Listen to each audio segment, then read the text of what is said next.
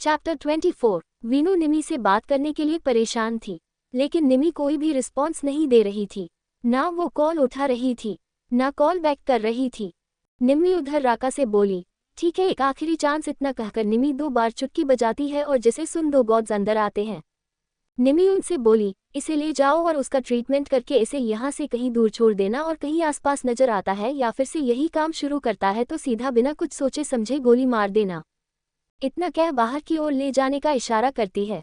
दोनों गॉड्स राका को वहां से उठाकर ले जाते हैं। निमी पलटकर कोने में दुबक कर बैठे हुए विनय की ओर देखकर कहते हैं, तुम्हें आखिरी चांस दे रही हूँ, बता दो किसके लिए वो सब किया था तुमने, वरना राका के पैर पर गोली लगी है लेकिन तुम्हारे दिल पर लगेगी। इतना कह निमी में वहां से चली जाती है। निमी बाहर आ उसे हाइपरटेक टेक्नोलॉजी वाले सीसीटीवी रूम में आती है। निमी अपना फोन चेक करती है, जिसमें वीनू के काफी सारे मिस कॉल्स थे। निम्मी वीनू के पास कॉल करती है, जो कि सोफे पर निवान की गोद में सर रख कर लेटी हुई थी और निवान वीनू का सर दबा रहा था।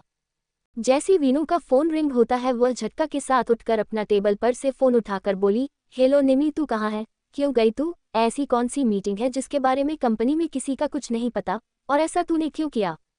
वीनू ने एक सांस में ऐसे ही ना जाने कितने सवाल एक साथ निमी में कह देती है। निम्मी की उधर से आवाज आती है, relax the, I am fine, मैं बिल्कुल ठीक हूँ और मैंने आपको कहा था ना, मैं तो प्यार करने वालों के बीच में नहीं आ सकती।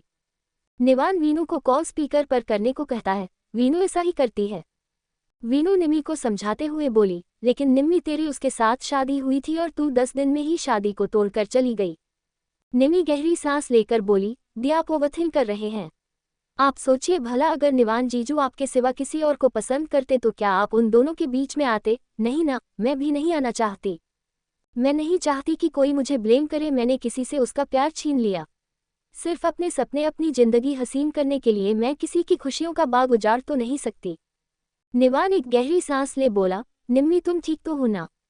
उधर से निम्मी की प्यारी सी कोमल सी आवाज आती है, जी जीजू मैं एकदम ठीक हूँ और आप ना मेरी दी का बहुत अच्छे से ख्याल रखिएगा। मुझे पता है इन्होंने इन 48 घंटे में अपने सर पर इस पूरे कपूर मेंशन को अपने गुस्से से अपने सर पर उठा लिया होगा। मैंने इन्हें बहुत अच्छे से जानती हूँ।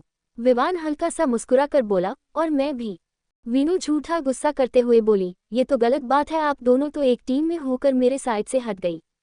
विवान वीनू को गले लगा कर बोला, हम कितना ही मजाक क्यों न कर ले but always be your side. निम्मी दोनों का समझते हुए बोली, दी प्लीज, मेरे और विवान के बीच में जो भी हुआ है उसके चलते आप अपने और जीजू के और कपूर फैमिली के साथ अपनी रिश्तों को हरगिज खराब नहीं करेंगे, और मॉम डैड का भी ख्याल रखेगी। उन्हें भी बहुत अच्छे से समझाएंगे कि इन सब में फैमिली में किसी की कोई गलती नहीं है।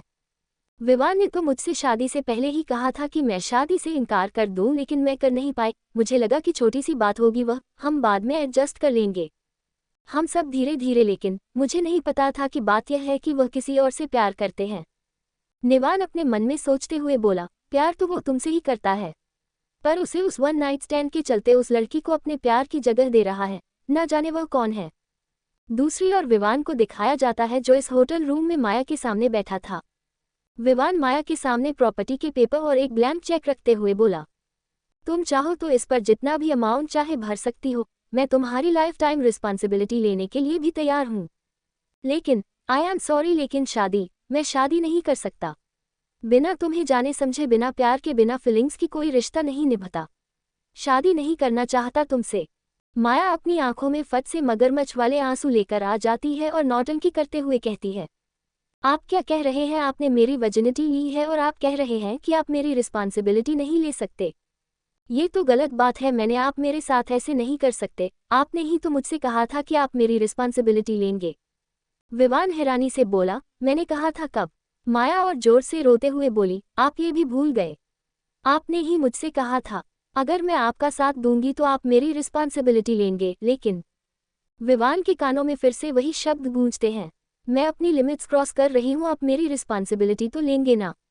विवान अपने मन में सोचते हुए खुद से कहता है, ये कुछ और कह रही है लेकिन मुझे कुछ और याद है, कहीं ऐसा तो नहीं है वह लड़की नहीं है, ये झूठ बोल रही है और फायदा उठा रही हूँ। अब तुम मुझे बस चेक करना पड़ेगा, इसका वह पीठ पर जलने का निशान देखकर, ये वही है या कोई और? लेकिन कैसे? विवान को अपनी ही सोच में गुम देख माया उसका हाथ पकड़ उसे हिलाते हुए बोली, किस सोच में खो गए? आप याद करने की कोशिश कीजिए, आपको सब कुछ याद आ जाएगा। अब तो आपको डाइवोर्स हो गया ना, अब मैं चाहती हूँ जल्द से जल्द हमारी शादी हो जाए।